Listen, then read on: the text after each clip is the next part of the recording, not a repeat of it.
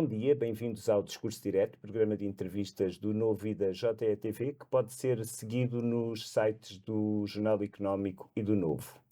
O nosso convidado desta semana é o advogado Rui Gomes da Silva, militante histórico do PSD, que foi ministro do governo de Pedro Santana Lopes, muito recordado nas últimas semanas, devido aos sinais de que também Marcelo Rebelo de Sousa poderia encurtar o mandato do atual executivo de António Costa com a dissolução da Assembleia da República. Tal acabou por não acontecer, o que não impede que permaneça a incerteza política no país, sobretudo devido ao peso de novas forças políticas que vêm agitar o equilíbrio entre os principais partidos. Disso e de muito mais iremos falar nos próximos minutos com o nosso convidado, ao qual agradeço desde já ter aceito o nosso convite. Muito obrigado também pelo convite. Dr. Rui Gomes da Silva, os acontecimentos das últimas semanas, com toda esta instabilidade política e a fragilidade de ministros que vão permanecendo em funções, a começar por João Galamba, estão ou não a ter um efeito de reabilitação do que foi o governo de Santana Lopes e que não chegou ao fim, precisamente porque Jorge Sampaio decidiu dissolver a Assembleia da República? Sim, eu responderia como é evidente, sim. Eu escrevi há cerca de 2 semanas um artigo e há cerca de um mês outro artigo dizendo e concluindo que estamos de facto absolvidos sem pecado.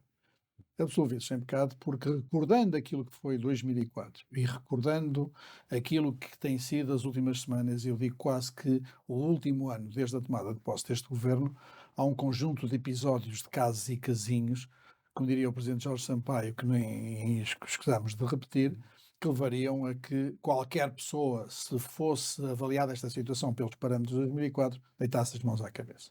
As pessoas hoje em dia não estão muito recordadas de 2004. Passou, a memória é muito curta para as pessoas e é muito fácil recordar coisas invocando genericamente sem atender aos conteúdos.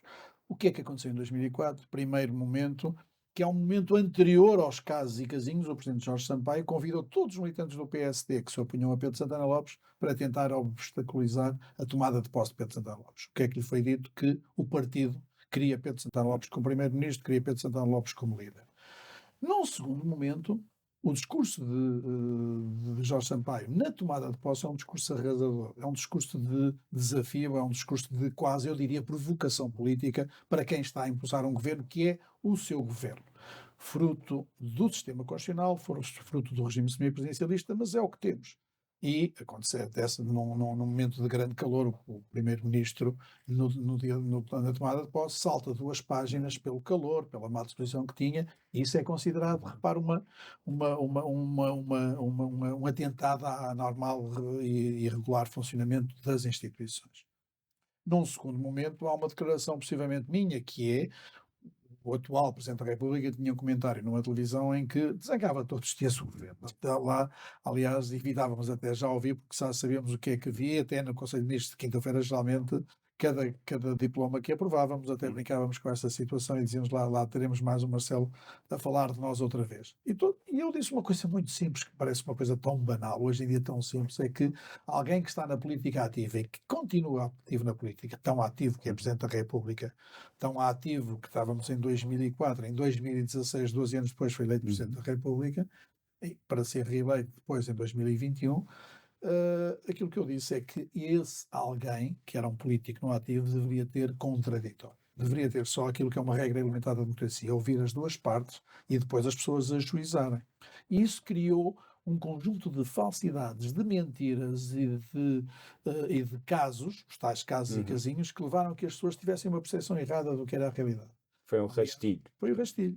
Depois houve um ministro, que é um erro de casting, mas isso, pronto, era o que pensávamos, mas foi o que foi e que se demitiu com uma acusação ao primeiro-ministro, e com base nisso, uma acusação infundada, completa, que as pessoas sabem que era falsa, que aliás é normal, quem conhece o Dr. Pedro Santana Lopes sabe que é completamente falso aquilo que foi dito na altura, e com base nisso o Presidente da República, que tinha uma fidelidade extrema à sua base de apoio, ao contrário do que tem hoje o professor Marcelo Rebelo de Sousa em relação à sua base É a de grande apoio. diferença entre os dois. Mas que será a sua grande diferença? Optou por quê? Optou por não seguir optou por não seguir aquela que era uma maioria estável, uma maioria que nem sequer tinha qualquer tergiversação, qualquer crise. Não tínhamos uh, o demite-me irrevogavelmente, o irrevogavelmente demite-me. Não tínhamos nenhuma situação dessas e optou por dissolver a Assembleia.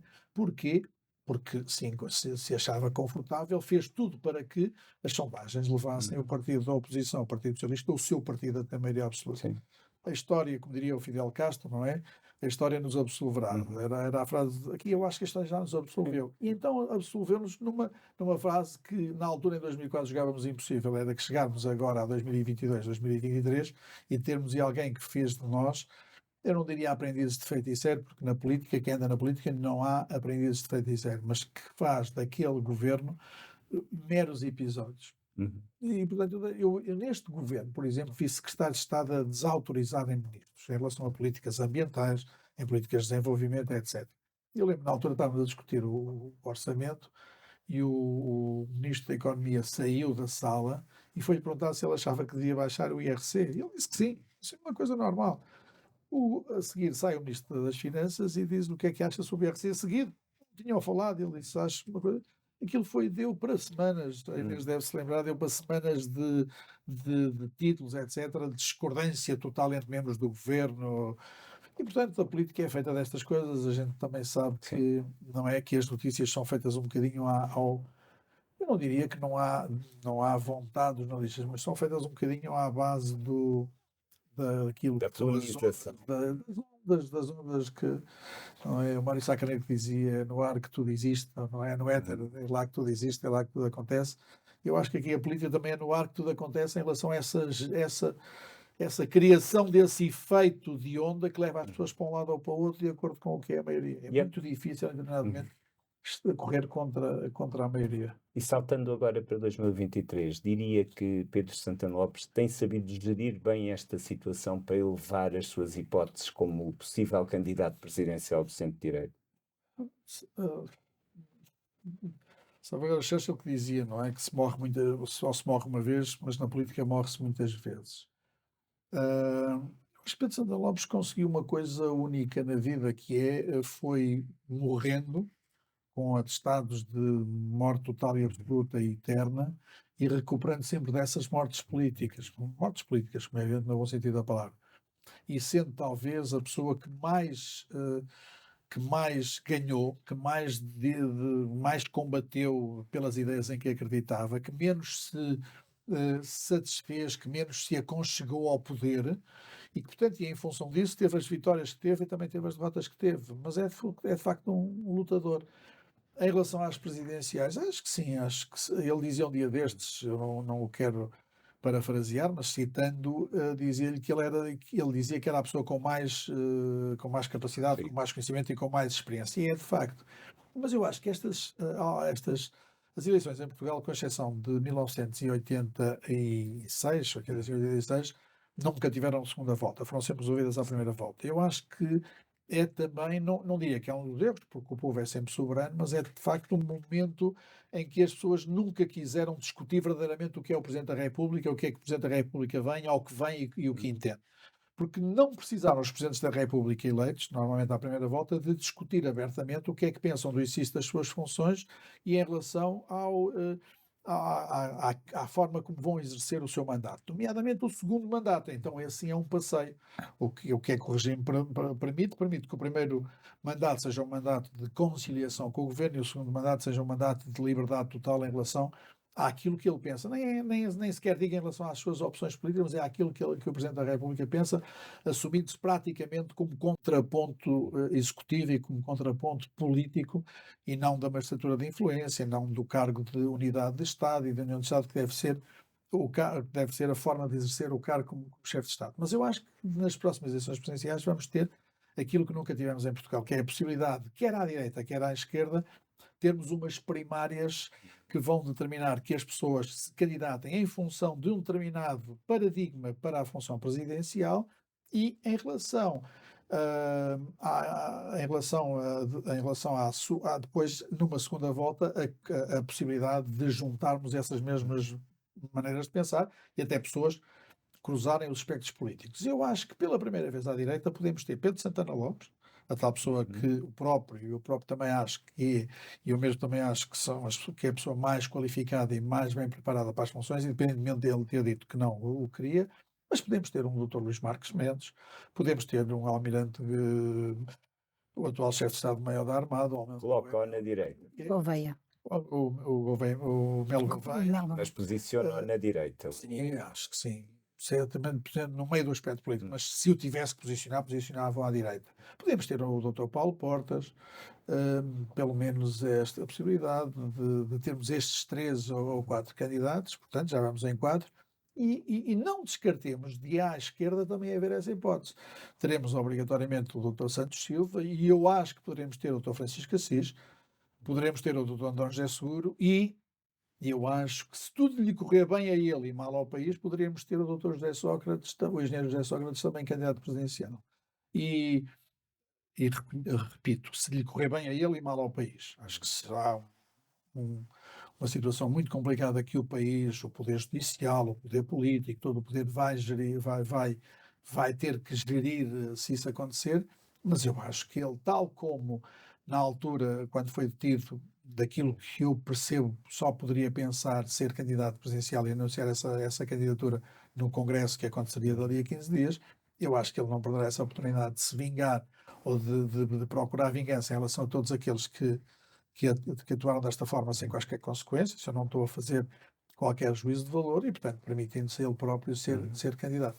É a minha convicção pessoal que vamos ter pela primeira vez 4 ou 5 candidatos à direita e 3 ou 4 candidatos à esquerda. O amigo de José Sócrates, Lula da Silva, pode servir de fonte de inspiração para uma candidatura Eu presidencial? não quero comparar duas situações, até porque.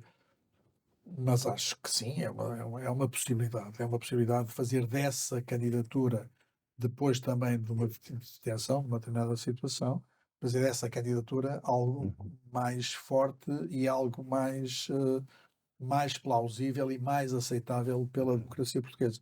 Se isso vai acontecer ou não, estamos aqui a criar cenários. Não sei se o Dr. Marcos Mendes vai ser candidato, não sei se o Dr. Santana Lopes, apesar de falar muito com ele, vai não ser candidato. Tudo depende da avaliação que cada um fizer no seu momento. O Dr. Paulo Portas dizem muito que é candidato uns dias, que não é candidato nos outros dias. Veremos o que é. Mas eu acho que pela primeira vez vai acontecer isso. Vamos ter umas eleições presidenciais muito disputadas e politicamente muito relevantes. Voltando um pouco novamente ao governo de Pedro Santana Lopes e fazendo aqui uma analogia, o Soutor já fez, mas só para vincar um pouco mais, considera que existem hoje mais razões para dissolver a Assembleia da República do que existiam no momento em que Jorge Sampaio o fez? Sejamos claros e sejamos honestos, eu também já o disse. Eu acho, vamos lá ver uma coisa, vamos aceitar aqui um pressuposto. Em 2004 não havia nenhuma razão para dissolver a Assembleia da República. Não havia uma dissonância da maioria. Não havia qualquer situação que afetasse o regular funcionamento das instituições. Porque um ministro demitir-se não é afetar, não estamos a pôr em crise o regular funcionamento das instituições. Um ministro, na altura ministro dos Assuntos Parlamentares, por fazer uma declaração num ato partidário, dizendo que o presidente, que um comentador era um político não ativo e que todos os dias desancava no governo, o desancava estamos nós aqui a fazer, não utilizei essa palavra, não é pôr em causa o regular funcionamento das instituições. E, porventura, qualquer ministro que pressionasse um órgão de comunicação social num determinado sentido, não é pôr em causa o regular funcionamento das instituições. Quando muito o Sr. Presidente da República se sentisse incomodado com isso, pediria aquilo que na altura o mesmo Presidente da República pediu ao engenheiro Guterres, que era não quer um ministro. Lembramos-nos que o engenheiro Armando Vara foi impedido de continuar como ministro por pressão do Dr. Jorge Sampaio, e ainda agora tivemos o Dr. Marcelo Rebelo de Sousa, que entendeu que havia um ministro que não tinha nenhumas condições, ou não tinha nenhumas condições para continuar no governo. O primeiro-ministro entendeu que sim, é a primeira vez que isto acontece também na história constitucional portuguesa. Mas repara uma coisa, mas tal como na altura não estavam em causa o regular, ou não estava em causa o regular funcionamento das instituições, hoje não está em causa o regular funcionamento das instituições. Há um desentendimento em relação a alguns dossiês, nomeadamente a TAP, em relação àquilo que aconteceu em relação às decisões tomadas políticas. Mas diga uma coisa, o pagamento de uma indenização de 500 mil euros determina, de meio milhão de euros, determina uma crise e um problema de dissolução da Assembleia por causa do regular funcionamento das instituições. Eu digo uma coisa, politicamente até, pondo-me numa ótica de centro-direita contra o governo, numa ótica contra o governo, até me conviria dizer que sim, mas sejamos honestos, acham que sim? O ministro Pedro Nuno Santos discordar da estratégia para a definição do novo aeroporto, isto coloca em causa o regular funcionamento E das mentir à instituições. Assembleia da República e a intervenção do SIS, por exemplo. Mas isso é diferente. Mas isso é diferente. Mas ainda assim, eu acharia era que se provar, imagina que há uma visão de inquérito, se provar que há ministros que, que fizeram dessa maneira, isso sim, que fizeram dessa maneira, ou que o primeiro-ministro teve uma intervenção ativa, o primeiro-ministro teve uma intervenção ativa nessa intervenção de SIS, isso aí talvez. Agora um ministro só pedir a intervenção de SIS, sabe o que é que eu faria? Resolveria nesse mesmo dia com a admissão ou do diretor do SIS ou com a secretária-geral do Serviço de Informações. Não mais do que isso. Repara uma coisa, estamos a falar as eleições custam muito ao país. São opções. Eu sei que hoje em dia as opções políticas são quase tomadas via redes sociais imediatamente. E haveremos ter um momento em que a democracia quase que é feita de plebiscitos diretos. Sim ou não, e a gente vota todos no telemóvel. Haveremos chegar a isso. Não sei se será daqui a 10, daqui a 20, daqui a 30 anos, vai ser um bocadinho isso. O que levanta um problema com a democracia representativa, que é o modelo que temos. E o modelo que vamos ter essencialmente um modelo que é o modelo do espaço e o modelo do tempo. Isso terá a ver com outros critérios. Mas aquilo que eu lhe pergunto é o seguinte: o facto de um ministro mentir à Assembleia levaria à dissolução da Assembleia ou levaria, quando muito, o Primeiro-Ministro e o Presidente da República concordarem com as mentiras e levarem à admissão do ministro, e levarem à substituição do ministro? Então, única e exclusivamente isto. E, portanto, estou à vontade. Tive muitos momentos em que estive na Nova Esperança, ao lado de Marcelo Rebelo de Sousa, com quem estava quase todos os dias. Aliás, agora no dia 11 de maio, completaram-se agora 37 anos que fui eleito para um primeiro órgão, minha primeira eleição para o órgão do Conselho Diretivo da Faculdade de Direito, na altura com o professor Marcelo Rebelo de Sousa e com o Dr. Pedro Santana Lopes, depois estivemos ali cerca de um ano e tal, portanto, e depois estive contra Marcelo, apoiei-o na primeira eleição, etc. Aliás, ele foi muito simpático. No último programa que teve na TVI, quando se pediu o documentário político, foi muito simpático comigo, dizendo que estavam ultrapassadas todas essas discordâncias e não sei o que mais no tempo de 2004. Mas digo uma coisa, era fácil agora dizer que não, mas eu não posso estar mais de acordo do que estou com Marcelo Rebelo de Sousa. Não havia razões para a dissolução. Portanto, neste momento, na sua opinião, não existem fundamentos para a dissolução da Assembleia da Neste momento República. ainda não. E repare, e é por isso que até quando não compreendo, por exemplo, a posição do PSD. O PSD, que depois do discurso do Presidente da República demorou não sei quanto tempo, demorou quase 24 ou 14 horas, 14 horas a reagir, quando estava à espera de uma coisa completamente ressonante, uma coisa explosiva, não é? Veio dizer aquilo normal, que é uma coisa que quando não sabemos o que é que queremos dizer, dizemos sempre que não tememos, mas também não queremos, mas também não tememos, não é? As coisas normais. É como quando não queremos também pronunciar sobre o caso de justiça, dizemos à política o que é da política, à justiça o que é da justiça, e assim resolve tudo e pronto, e está. E as pessoas depois, quando chegamos lá atrás, dizem, pá, muito bem respondido, muito bem respondido, aquilo foi quando são aquelas respostas clássicas. Mas repare, mas aí perceberia que o PSD dissesse muito bem, é isso mesmo. Mas, e não tenham vergonha deixe-me lá encontrar aqui, de se penitenciarem dos erros que cometeram em 2004. Porque na altura de 2004 havia que deitar abaixo aquele governo, porque havia uma pessoa que queria ser eleito Presidente da República em 2006 e não podia lá ter um governo do seu partido para ser eleito, para ter a campanha que teve. E havia outra pessoa que queria ser eleito 10 anos depois, em 2016, e não podia ter alguém que não fosse o professor Cavaco Silva a ser eleito em 2006 para ele ser eleito em 2016. Porque se fosse alguém em 2006, o professor Cavaco seria eleito em 2016. Eu estaria a arriscar muito se eu dissesse que Jorge Sampaio tinha um objetivo político e Marcelo não tem neste momento como ter um objetivo político, porque não existe uma alternativa. Não. Vamos lá ver uma coisa. Não, eu acho que a própria estratégia, quer do Presidente da República, quer do PSD, levaram a que a direita fique sem objetivo político neste momento. Porque, repara uma coisa, nas sondagens e que depois determinam a variação do voto, há duas coisas que determinam que se influenciam uma à outra. Uma é a opção de voto, em quem é que eu vou votar, e a outra é a percepção da vitória. E se há, à partida, uma opção clara de cada uma das pessoas em quem é que vai votar, pois há uma deriva feita pela percepção de quem vai ganhar. E essa percepção que existiu em 2005, depois, uns meses depois, não no momento em que o governo tomou posse, porque o Dr. Pedro Santana Lopes tivesse ido a eleições com o PSD ganharia claramente, como davam as sondagens e como era opinião generalizada. Há aqui que também gerar duas coisas também, e essa é a responsabilidade do PSD. A primeira, a opção que as pessoas, é propostas que levem as pessoas a votar. E depois a percepção de uma solução política que levem as pessoas a dizer não só a votar, como a dizer eu voto e voto de maneira útil, porque daqui vai ser um governo, ou vai sair, vai pelo menos fazer com que se ameace o outro lado.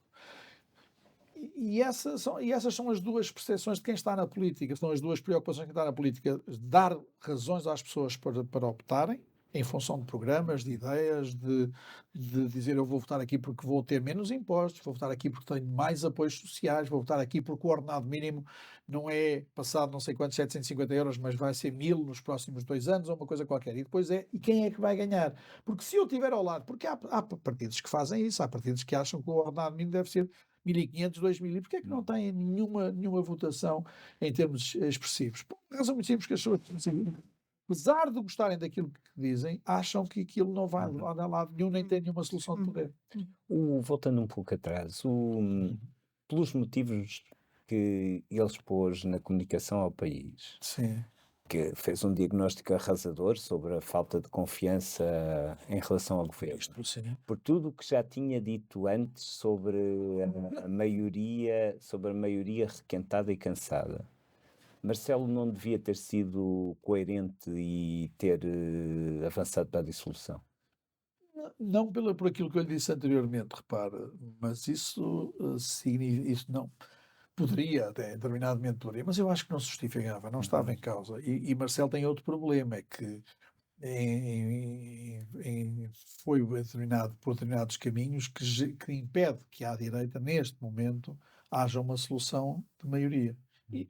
Porque esses são os maiores amigos, aqueles que acham que permitiram que o PS tenha feito uma coligação com um Partido Comunista que já na altura era pró-Putin e, portanto, não havia dúvida nenhuma de que lado é que estava da história. Fazendo coligação com um partido que é um partido único no mundo que tem, é um frentismo de stalinista e trotskista, não é? Hoje em dia as pessoas mais novas nem sabem o que é. Muitos dizem sociais-democratas. Trotskista, sim, por causa de Kautsky na altura, depois levou àquelas coisas todas de Kautsky, de Rosa Luxemburgo, Trotsky, depois, Stalin, etc. Todas aquelas que estão para o Lenin e próxima da segunda internacional, da terceira internacional, da quarta internacional, depois, etc, etc. Mas isso são outras histórias que depois não são para aqui chamadas em Portugal. Mas o PS esteve com eles, não é? O Presidente da República entendeu que deveria ser ele próprio o mentor de uma nova ideia de maioria à direita, sabendo que a maioria que ele quer é impossível, não é? E quando se pedem impossíveis, a política tem horror a impossíveis e tem horror a vazios, e portanto é por isso que continuam as mesmas soluções. Focando aqui um pouco em Marcelo Rebelo de Sousa, tivemos um episódio em que ele é claramente desautorizado pelo Primeiro-Ministro. Aliás, acabou de dizer que acabou de dizer que foi caso único, não é? Que se conheça. Já houve o Mário Soares a fazer o mesmo, mas isso foi ao contrário, não é? Neste caso, o Primeiro-Ministro desautoriza o Presidente da República, considera que o Marcelo Rebelo de Sousa, apesar do tal diagnóstico arrasador que fez, sai fragilizado no seu poder da palavra, no seu magistério de influência? Eu diria que sim, mas a história não se faz dos momentos imediatos. Eu acho que naquele momento saiu. Naquele momento a intervenção de Marcelo, como fez, saiu fragilizado, acho que sim. Costa sai como o grande vencedor da noite, não é? Na Monumental de Madrid teria tido ali uma saída em ombros pela porta grande, mas a vida não é feita daquele momento. E eu acho que eu diria mais, o povo português não gosta que se humilhe o chefe de Estado. Tem aqui uma percepção, eu não diria monárquica, não é? Mas temos uma percepção do respeito, apesar de tudo, pela figura do chefe de Estado. E eu acho que aquilo que António Costa fez foi uma provocação gratuita ao Presidente da República. E eu acho que, conhecendo pouco António Costa, mas minimamente Marcelo Rebelo de Sousa, acho que essa atitude lhe vai custar muito caro. Acho que Marcelo, até ao fim do mandato, com o respeito por aquilo que são as funções do Presidente da República, com a grande dignidade institucional que poderá pôr nessa situação, eu acho que não descansará enquanto não terminar com o governo António Costa. E que Marcelo é que tem visto desde então? É. E qual é que gostaria de ver? Sim. Mais comedido, parece. Sim, Marcelo está essencialmente comedido. Marcelo exorbitou as suas funções em dois momentos. Um momento em que andou ao lado do governo, não é? Uhum. Um momento depois em que passou a falar da dissolução todos os dias e que levou o último. Lembra-nos uma coisa: que os excessos de andar ao lado do governo e os excessos da dissolução levam àquela coisa perfeitamente uh, anormal, que é o Presidente da República andar a visitar os sítios do PRR um dia antes da crise, não é? Se virmos, o Presidente da República visita os sítios do PRR e não sei o que mais. E no dia seguinte da comunicação social, ou nos dias seguintes, temos dois recados. O primeiro recado é: o Presidente da República nunca mais faz este frete ao Governo. Segundo recado, António Costa avisa Marcelo que, se dissolver, ele continuará a ser candidato para ganhar as eleições para desautorizar Marcelo Rebelo de Sousa. Repare, porque depois temos aqui outra narrativa, é que Jorge Sampaio, em 2004, nunca disse, a Inês lembrar-se-á disso, nunca disse que nos primeiros momentos, que se Santana Lopes ou o PSD ganhasse, e na altura não podemos esquecer que o CDS fez tudo para não ir em listas conjuntas. É bom que não se reescreva a história, para impedir a tal percepção de que poderíamos ganhar. E depois isso levou à maioria de José Sócrates. É nos últimos momentos que isso acontece. Mas eu sei porque estive lá dentro, eu sei porque tenho toda a parte mental, eu sei com quem é que reuni, com quem é que falei e com quem é que em determinado momento impediu que houvesse listas conjuntas e quais foram as razões de impedimento das listas conjuntas e quem é que no CDS se pressionou muito para que não houvesse listas conjuntas e daquilo que me era dito, portanto, não é que estivesse nas reuniões, eu não tenho esse dom da ubiquidade partidária de estar num e noutro partido, mas a história, reescrevendo a história, quer dizer depois, se o PSD ganhasse, eu Presidente da República, admitia. Antes disso, nunca ninguém ouviu, antes do resultado eleitoral.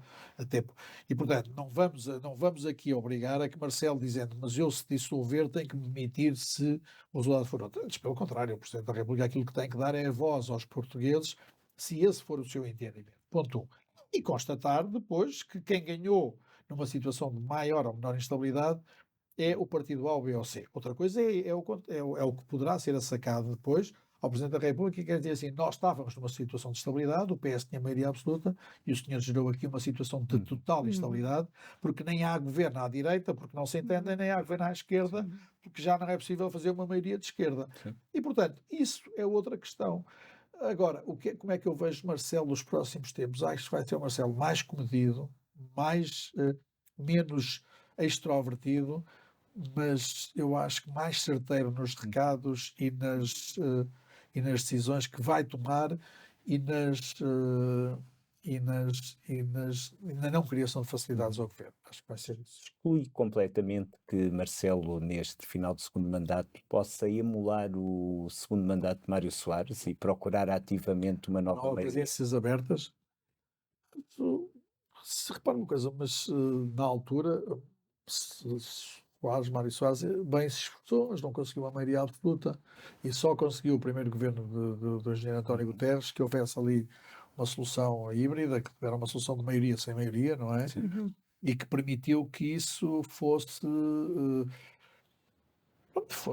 gerido naqueles primeiros 4 anos com alguma parcimónia, depois com Jorge Sampaio num segundo mandato. Mas empenhou-se muito, de qualquer forma. Empenhou-se muito na mudança e empenhou-se muito contra Cavaco. As presidências abertas, toda aquela parafernália das presidências abertas eram momentos de exacerbação do futuro poder socialista com o Mário Soares. E ele também não escondeu, não é?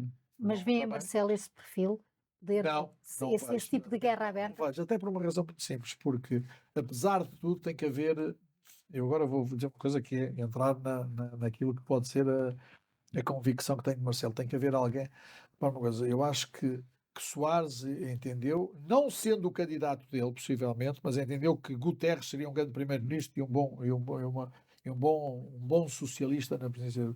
E eu acho que é que lhe diga daquilo que eu percebo, daquilo que eu vejo, eu acho que Marcelo não se revê em Luís Montenegro. Ou seja, Marcelo teria votado em Luís Montenegro como militante do partido? Não, não teria votado. Marcelo teria preocupado e teria procurado outra solução? Acho que sim. E por isso eu não diria que está de pés e mãos atados, porque na política ninguém está de pés e mãos atados, mas esta sensação de fragilidade que Marcelo pode ter, que é, de um lado tem um primeiro-ministro com o qual agora está numa guerra fria, já agora que estamos todos a falar disso, Sim. que é verdadeiramente uma guerra fria, não é? Com uma cortina de ferro e, portanto, e do outro lado tem alguém com quem que não se revê e que acha que é o pior que há, que é a gente estar num sítio, num partido, não é dizer assim, pá, este gajo não, peço desculpa desta terminologia, mas pensamos para nós mesmos, este gajo não chega lá, este não vai lá. Também considera que Luís Montenegro não é um líder carismático? Não, já o disse. Há uma coisa muito ligada. O PSD sempre teve. Os líderes que ganharam sempre foram líderes carismáticos. Máxima, Francisco Sá Carneiro e depois Aníbal Cavaco Silva. E depois, de alguma maneira, Pedro Passos Coelho, embora começava o carisma com pessoas, a gente reconhece o carisma em pessoas mais velhas, quando elas começam a ser mais novas do que nós, começa a ser difícil vermos carisma, até porque vimos na altura a nascer politicamente, etc. E, portanto, mas o problema do Luís Montenegro não é um problema meu, é um problema de o país não lhe reconhecer Luís Montenegro. Eu diria quase que Luís Montenegro está mais preocupado em ganhar o próximo congresso do PSD do que em ganhar as próximas eleições legislativas. Ou seja, não sentindo capacidade de ganhar as próximas eleições legislativas, o que é que neste momento ganhar o próximo congresso? E é por isso que o discurso é todo feito interiormente, o discurso é todo feito para dentro, o discurso é todo feito para para os presidentes de Câmara, para os presidentes distritais, as tais presidências abertas internas são feitas no contacto com os militantes e não com aqueles que ele já tem teoricamente conquistados e não com aqueles que ele tem que conquistar. E, portanto, eu se disse assim, mas até uma coisa mais fácil para mim seria estar aqui a elogiar Luís Montenegro e estar a dizer, mas acho que não. E se me perguntam, será o próximo Primeiro-Ministro de Portugal? Tenho algumas dúvidas, mas enfim, tenho muita pena, porque quem está no partido, como eu estou desde 1977, tendo muitos anos disto, muitos anos, já tendo passado por todos os cargos que eram possíveis e imaginários, eu acho que só ainda não fui presidente da mesa de congresso, presidente do partido e presidente do Conselho de Justiça Nacional, de resto já fiz tudo, não é? E, portanto, acho que tenho muita pena nisso, mas acho que é isso. Acho que ele se preocupa mais em ganhar o próximo Congresso, permanecer lá mais tempo, porque aquela velha teoria, quem ganha as eleições não é quem, não se ganha as eleições, os outros é que perdem, e, portanto, se ele lá tiver mais tempo, tem mais hipóteses de António Costa perder. E, portanto, o que o preocupa não é ganhar as próximas eleições, que ele sabe que pode não as ganhar, mas é não perder o Congresso, porque isso permite dar lá mais tempo. Considerou uma vez, penso eu, numa entrevista, que o Rui Rio colocava o PSD muito à esquerda. Como é que olha para, ideologicamente, para o PSD de Luís Montenegro? Nem à esquerda nem à direita, eu não percebo o que é que Luís Montenegro é politicamente. Porque Luís Montenegro poderia ser alguém que tivesse uma visão social-democrata, uma visão muito à esquerda, mas em termos de valores, eu acho que Luís Montenegro é ligeiramente à esquerda. Em termos de economia, não se percebe o que é que ele quer. E, portanto, está um bocadinho à espera, sem nenhuma proposta concreta, as tais opções me levariam de primeiro a dizer, é isto que eu quero. E depois as percepções de que ele vai ganhar, então vou também eu votar nele, as pessoas que ainda não tinham decidido. Não há nenhuma razão que me leve, neste momento, por opção, a dizer isto. Aos cartazes, eu consigo, eu vou conseguir, eu consigo, ou vamos ganhar consigo, ou temos isto, nem com a maioria eles conseguem, etc, etc. Mas isso não significa que haja verdadeiras razões. Assim, temos aqui um projeto ideológico forte, temos aqui um projeto ideológico do qual vale a pena. E que só com base num projeto ideológico e num projeto muito determinado e sabendo o que se quer é que se consegue ganhar eleições. Eu volto a Aníbal Cavaco Silva em 1985. Cavaco Silva ganha a Figueira em maio. Fez agora anos, não é? Ou está a fazer agora anos. Está a ver, não sei se 17, 18, 12, 13, 14, é uma coisa assim. Cavaco Silva chegou e a primeira coisa que fez politicamente foi deitar abaixo o governo de coligação com o Partido Socialista. E diziam assim, mas então o interesse nacional, é sempre o interesse nacional. Há determinadas pessoas que envolvem sempre, quando estão no poder, é sempre o interesse nacional, quando não estão, não se preocupam com o interesse nacional. Cavaco Silva, que depois andou muito tempo a procurar o interesse nacional, até o interesse nacional quando fez o artigo em 2004 da boa e da má moeda, não é? Portanto, aí já o interesse nacional. Mas o interesse nacional de Cavaco não foi o de. Em 1 de janeiro de 86 entrávamos na União Europeia. E o que é que envolveria o interesse nacional era possivelmente manter o governo em funções por causa o que é que Cavaco fez? Deitou abaixo o governo numa célebre reunião do Largo do Rato com o Partido Socialista, foi lá e acabou com o governo, e o governo acabou. E ganhou as eleições.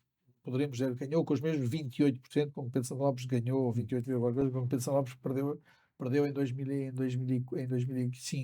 Com os mesmos 28, Manela Ferreira Leite vem a perder mais anos em circunstâncias completamente diferentes contra um José Sócrates completamente desacreditado. Mas ganhou as eleições. E teve um governo único em Portugal, que foi o governo de maioria, dado de bandeja pelo general Ramalhianes, a quem a história terá que fazer a sua homenagem nesse aspecto, e pronto, e depois a partir daí são as histórias conhecidas da maioria absoluta. Mas o que é que aconteceu? Cavaco tinha proposta para o país. Cavaco tinha um sonho para o país. Se o cumpriu ou não, depois isso é outra história, mas tinha um sonho. E as pessoas identificaram-se com esse sonho. E as pessoas, eu tive naquele governo minoritário, como chefe de gabinete da presidência do Conselho de Ministros, e depois em 87 fui eleito deputado e fiz as 2 maiorias absolutas como deputado do partido, depois até 2009, sempre na Assembleia da República. E na altura aquilo que acontecia era que havia ali um sonho. Eu lembro desse governo, a gente não sabia se ia para a rua no dia seguinte, se podíamos cair na Assembleia. Foi talvez, e depois recordando com pessoas que foram ministras desse governo, secretários de Estado, etc., chefes de gabinete, adjuntos, e era uma união tão grande, tão grande, tão grande, que motivou e que deu depois as 2 maiorias, porque havia ali um sonho de, como geração, não falharmos. E isso foi aquilo que motivou aqueles 10 anos de Cavaco Silva. Sá Carneiro, agora voltemos atrás, Sá Carneiro 79. Sá Carneiro tinha um sonho também, que era o sonho de mudar Portugal. E repare uma coisa, até em termos políticos, teve a ver com isso um bocadinho com aquilo que se discute. Sá Carneiro teve um primeiro Conselho Nacional que impediu listas conjuntas. Ainda no dia deste estava a falar com o engenheiro Ana Coelho do Correia, que me recordava esse tempo. Houve um primeiro Conselho Nacional em que o PSD não queremos listas conjuntas com o CDS. O CDS, na altura, era fascista, com o PPM, na altura, que depois fez a Aliança Democrática, que tinha, lembro, o Rolão Preto, que era completamente à direita e que tinha apoiado Salazar, etc. E Sá Carneiro disse, é por aqui o meu caminho. É por aqui aquilo que eu quero, é por aqui. E voltou outra vez a contactar as principais figuras do PSD, dizem, eu tenho que ganhar, eu tenho que fazer listas conjuntas, vou outra vez convocar o Conselho Nacional para aprovar listas conjuntas e fê-lo. A mesma coisa já agora, voltando um bocadinho noutra dimensão, Pedro Santana Lopes em Lisboa em 2001. Achou também que era uma coligação, não com o CDS, que na altura estava numa estratégia completamente diferente, estratégia que depois voltou a ter em 2004, 2005, que era separar-se do PSD, mas em Lisboa. E agora aqui no GEM, também é bom que saibamos que esta vitória foi feita em coligação contra a direita e Pedro Santana Lopes ganhou 2001 na Câmara Municipal de Lisboa contra toda a esquerda unida. Neste caso, agora a esquerda estava toda desunida, e contra toda a direita, contra ele, e neste caso a direita estava unida. Não estou a tirar mérito à vitória de Carlos Moedas, mas estou a reconhecer que as realidades eram diferentes, e aí houve outra vez a tal visão carismática e o carisma de alguém que quis ganhar e que ganhou como ganhou. E, portanto, isto para acabar, como há um bocado me perguntava, que é onde é que está a diferença está essencialmente em líderes com carisma. A direita sempre teve líderes com carisma. Sem carisma, perdem-se nas jogadas de poder, perdem-se na discussão de listas, perdem-se nas fações, perdem-se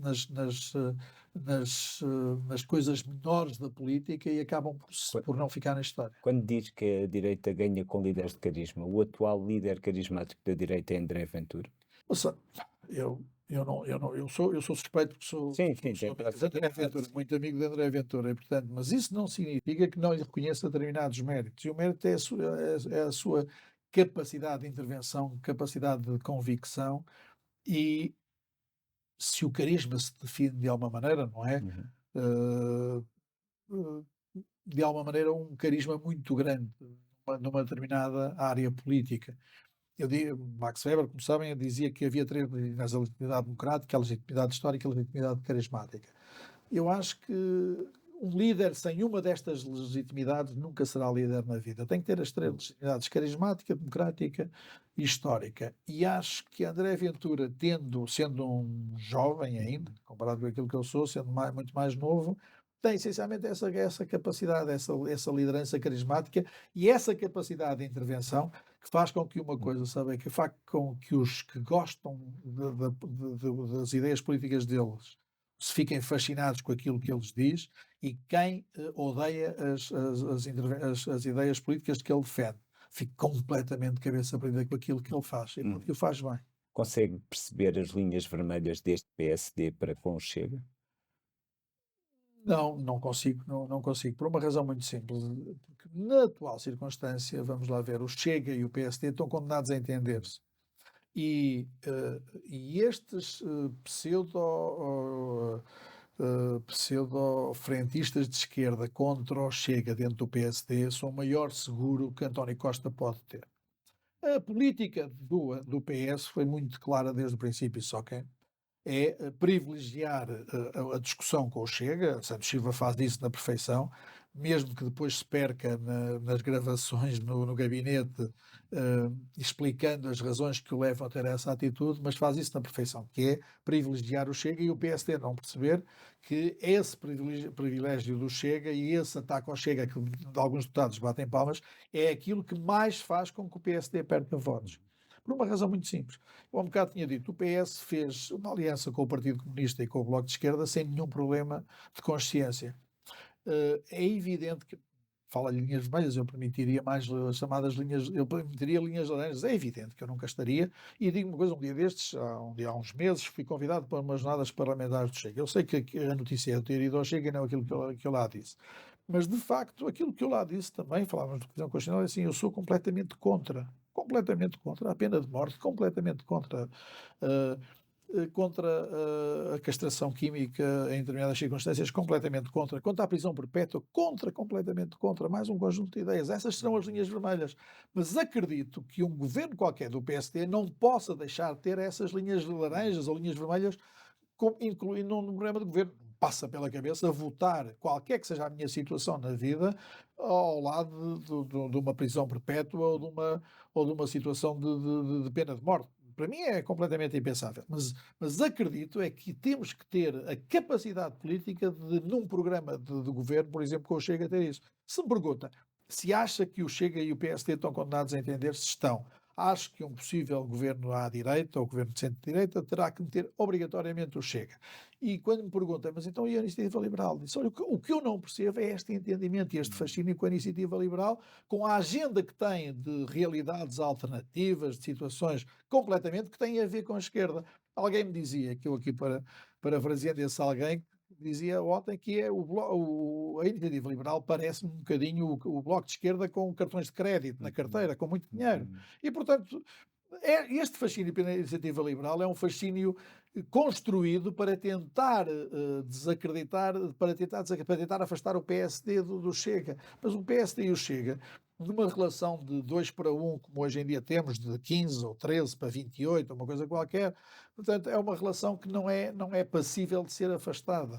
E quando há um bocado dizia, quando o Presidente da República dizia, mas não quero nenhuma maioria com o Chega, é ele próprio a excluir-se a possibilidade de fazer história arranjada a algum governo. Ele diz assim, mas eu não quero ser o Presidente da República, admito que ele tenha este pensamento, não quero ser o Presidente da República que mete o Chega no governo, mas então porque é que não é ele com a tal magistratura de influência que convence o Chega a não ser, não diria tão radical no discurso, porque se formos comparar, então se foi as presidências de Marcelo do que foram as presidências de Marcelo dentro com conferências de imprensa todos os dias, não é? E há quem diga que hoje em dia tem que ser radical para ser relevante na política, porque não sendo radical neste mundo de radicalismos, uma pessoa que não seja radical não é relevante na política.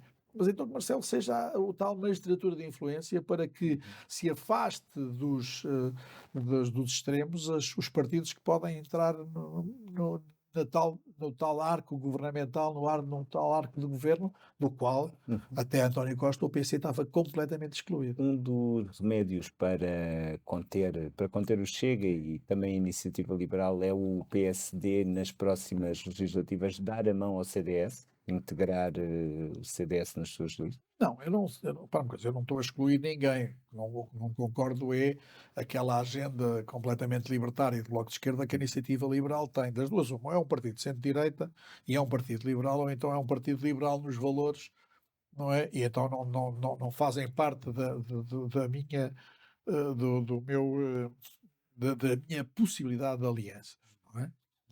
Ah, Agora, quando me fala de. Portanto, eu acho que esse bloco de direita terá que se fazer. Quando me fala do CDS, o CDS está numa posição muito difícil. Eu digo, acho que o problema do CDS não foi o anterior presidente, Francisco Rodrigues Santos, terá sido a anterior liderança, que não se percebeu que era perfeitamente irrelevante politicamente e errática nos seus conteúdos, e portanto não se percebeu o que é que queria e que levou o CDS a esta situação. E portanto não me culpem Francisco Rodrigues dos Santos, na minha perspectiva, daquilo que o CDS hoje esteve.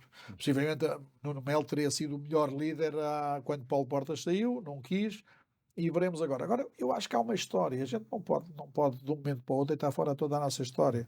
O PSD ou foi governo sozinho ou foi governo com o CDS. Ainda com o PPM, na altura, entre 80 com Francisco Sá Carneiro, depois 81 e 82 com o Francisco Pinto Balsemão. Foi governo sozinho, depois de 85 a 95, e depois com o CDS outra vez, quer com Durão Barroso, quer com Pedro Santana Lopes. Foi governo no Bloco Quer Central, em boa verdade. mas de qualquer maneira, Sim. Pronto, mas isto Sim, foi durante o governo do Bloco Central 2 anos, de 83 a 85, só, não é? Portanto, de abril, maio de 83 a outubro, a 6 de novembro, a tomada de posse do décimo governo do décimo governo constitucional, depois de Aníbal Cavaco Silva, em 6 de novembro de 85. Mas o problema aqui tem a ver com essa história conjunta do CDS. O CDS, neste momento, está no Governo Regional da Madeira e no Governo Regional dos Açores. O CDS está no PSD com algumas câmaras, dezenas de câmaras no continente. E aquilo que eu pergunto é, não seria normal que houvesse a possibilidade de PSD e CDS se entenderem, até mais do que quando falam então, mas do Chega, Iniciativa Liberal, sim, com aquelas limitações. E do CDS, sim, darmos um bocadinho a mão ao CDS. Está a ver? Agora, como é evidente, quando tenho 15% com o Chega, a minha preocupação será fazer uma maioria à direita. Quando há militantes, nomeadamente o militante número 1 do partido, que vem dizer o PSD nunca poderá fazer aliança com o Chega, eu acho que é o melhor seguro de vida para António Costa. António Costa ouve aquilo e diz assim, bem, pronto, isto temos aqui eternamente. Estamos a chegar ao limite da entrevista. Queria só fazer uma pergunta. Em tempos disse, há duas frases suas, que é: eu sou um homem de cortes, mas por outro lado diz que o pior que se pode fazer em política é mudar de partido e que morrerá PSD. É de cortes ou vai morrer PSD? Ou pode haver um corte? Cortes era o Dr. Mário Soares, que era de corte. Não, eu sou um homem de rupturas, eu sou um homem de convicções, muito. E, portanto, sou verdadeiramente de convicções muito determinadas. Mas morre PSD. Morre PSD, acho que sim. Acho que não terei necessidade de não morrer PSD, a não ser que o PSD me obrigue a não morrer PSD. Eu já uma vez tive uma grande dificuldade, que era optar um grande amigo, o melhor amigo da minha vida, e o PSD.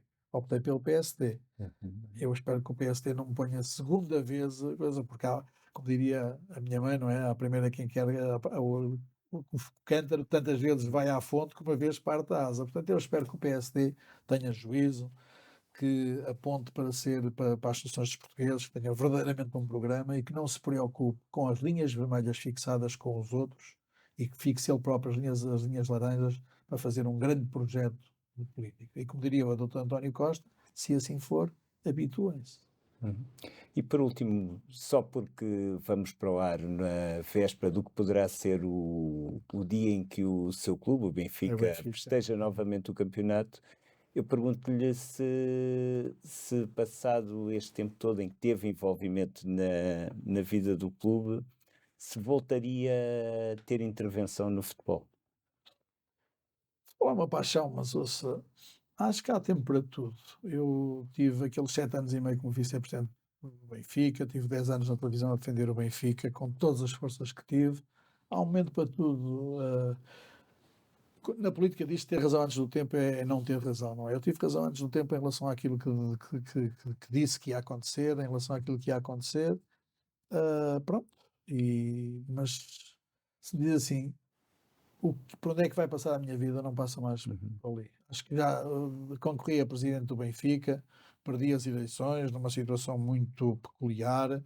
Um ano depois, o presidente que na altura ganhou essas eleições estava detido e hoje em dia está na situação em que está. Depois praticamente nunca mais falei. Mas acho que não, porque foi um período da minha vida. Não passando pelo desporto, passa pela política? Não sei, eu já fiz tanta coisa na vida, sabe? É o que eu digo, eu já tive 6 anos e meio no Conselho Superior do Ministério Público, já tive um ano no governo, já tive um ano como vice-presidente do partido, já tive 22 anos na Assembleia, 14 anos na NATO. A política faz parte da minha vida e por isso de vez em quando é que escrevo aqueles artigos, não é? Para coisas, mas ouça, de vez em quando a gente está bem e quer arranjar problemas, não é? Hoje em dia tenho ao meu escritório, onde sempre estive, fui fazendo, não faço publicidade disso, mas sempre fui advogado a vida toda. Mas a política é um bichinho. Eu vou contar uma história, sabe? Eu vim do Porto, nasci no Porto, e meu pai, a primeira coisa, estávamos em 76, quando eu vim para Lisboa, no comboio, que ele vinha de vez para Lisboa estudar, para a Faculdade de Direito, e disse-me assim: coisa, não te metas em política. E estávamos em 76, eu em 86 depois meti, depois em 82 fui candidato a presidente da JST, etc. O meu pai na altura gostava, e eu acho que o meu pai hoje morreu muito cedo, morreu com 54 anos em 86, mas hoje em dia acho que de alguma maneira teria tido algum orgulho, não por eu lhes obedecer desse pedido, mas ter sido sempre ter defendido as convicções, quer na política, quer no Benfica, nunca me ter rendido àquilo que era a ver a multidão. E muitas vezes eu lhe ouvi dizer a melhor maneira de chegar a lado nenhum é seguir a multidão. E, portanto, se puderes para chegar a algum lado, não sigas a multidão. E é isso que eu tenho feito a minha vida toda. Resta-nos agradecer ao nosso convidado, Rui Gomes da Silva. O Discurso Direto volta na próxima semana com mais entrevistas a protagonistas da vida política, económica e social do país. Contamos convosco também.